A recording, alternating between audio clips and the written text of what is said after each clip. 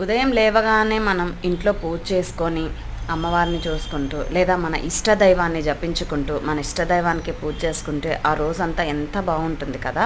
నేను కూడా అదే పని చేస్తాను. ఉదయం లేవగానే ఫస్ట్ అయితే నేను పూజ అయితే చేసుకుంటాను. పూజ చేశాను అన్నాను కానీ అమ్మని చూపించలేదు కదా, అమ్మని అయితే చూపిస్తాను చూడండి.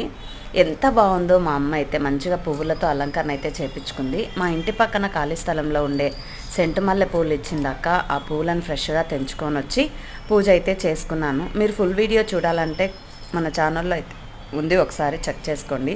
కామాక్షి అమ్మకు, లలితమ్మకు, లక్ష్మీ అమ్మకు ఇలా అందరు అమ్మలకి పూజ అయితే చేసేసుకొని 108 పువ్వులతో ఇక్కడ వచ్చేసి నేను చపాతీలు అలాగే చౌలకాయ కర్రీ అయితే చేసుకొని టిఫిన్ అయితే నేను నాన్న తింటున్నాము. తర్వాత తినేసి షాప్కి వచ్చేసి ఒకటి సింపుల్ డిజైన్ అయితే పెట్టాను. ఈ డిజైన్ చాలా బాగుంటుంది, సింపుల్గా ఇష్టపడే వాళ్ళకి నచ్చుతుంది.